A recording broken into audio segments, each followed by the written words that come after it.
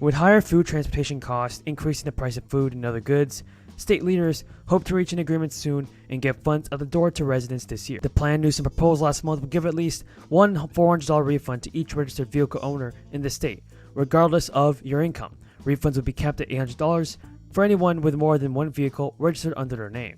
Now, Newsom's office released proposed legislative language last week on a package of fuel price relief bills. That includes $750 million in grants to public transit agencies to offer free fares for 3 months, an elimination of the sales tax on diesel fuel for a year, and pausing an increase in the excise tax on fuel, which is scheduled to take place in July. California is among several states considering tax relief, as gas prices and inflation drive up the cost of living. Lawmakers in New Mexico approved income tax rebate of $500 for joint households with annual incomes under $150,000. Folks, that's all the news about the fourth stimulus check that I want you to know. I hope you found this video useful and helpful. Yes, it is finally happening. Congress is passing a new stimulus bill very soon. Joe Manchin is now meeting with Republican lawmakers to gain their support on President Biden's spending bill. Now, many people will be receiving an $800 stimulus check very soon, so you want to continue watching this video to never miss out on the very important stimulus check information, and we have a ton of good news to cover. So the majority of people in Colorado are eligible to receive $400 to $800 stimulus checks from the state government due to the Taxpayer Bill of Rights passed in 1992. Most full-time residents have already taken in the necessary steps to get their check mailed to them this summer, filing their 2021 state income tax return.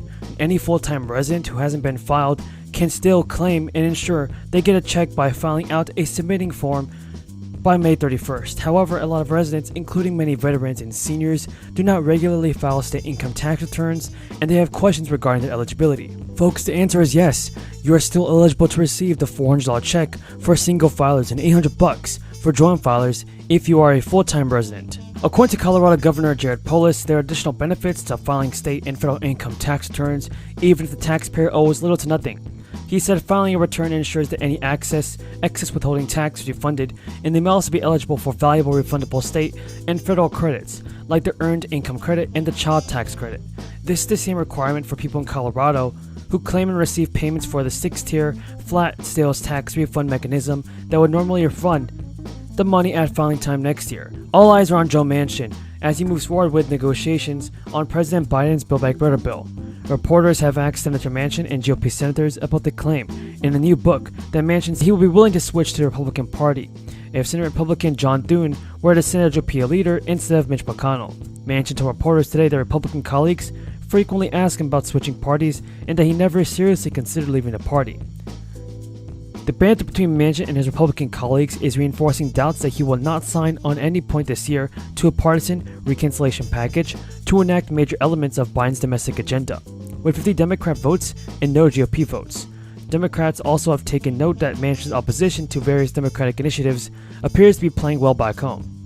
According to a report, Manchin's job approval rating in West Virginia has jumped by 17 points compared to a year ago. 57% of West Virginians now approve of Manchin's job performance, compared to only 40% after the first 3 months of 2021. According to Democrats' concerns, Manchin has convened a bipartisan group of senators in an attempt to pass a package of energy proposals that would also address climate change with 60 votes under regular order. It's a development for Democratic senators who hope a climate and renewable energy package will be a core piece of the budget reconciliation package. Now, the climate and energy piece of the reconciliation package is competing with what Manchin is trying to negotiate with a group of Republicans. Senate Democrat Mark Kelly, who attended the first meeting hosted by Manchin on energy and climate proposals, told reporters that there is a lot of overlap. The prior 2 meetings that we had, you were not able to update me, so I want to ask you now, more than a year has passed since the leaks of confidential taxpayer information have begun by ProPublica. Can you tell me, can you update this committee, the American people, on where you are with respect to the investigation in terms of the source of the leaks of confidential taxpayer information and how it continues to be published? Senator, I really wish I could update you. I really am anxious to see some results here as well. I regret that I'm not able to do so.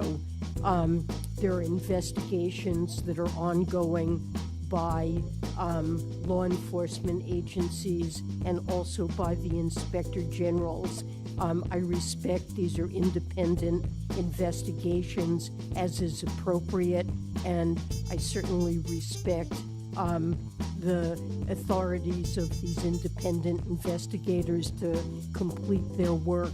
I have not seen any information on what is being found, and I am eager to see it just as you are. I'm sure it must be every bit as disturbing to you, if not more so, given your role. But millions of taxpayers are still required to give their confidential information to the IRS. And in the face of these leaks and the publication of this information in ways that may be perceived as perhaps partisan, it could be hacking, we don't know, but it creates a great amount of mistrust among the American people. And I encourage you to do everything within your power, Madam Secretary, to encourage this investigation to come to a conclusion, to get some results for the American people, certainly for this committee. I agree with you, it is quite disturbing. And going forward, do you have a plan in place? Are you working on a plan to make certain that this type of leak doesn't happen again? Well, we have done everything within our power to make sure that there's not inappropriate access to such data. For example, there are some pieces of Treasury that, for very good reasons based on their work, have access to this information, to individual taxpayer information. And we've asked our own Inspector General to make sure that the controls that exist wherever that information is available are appropriate and working.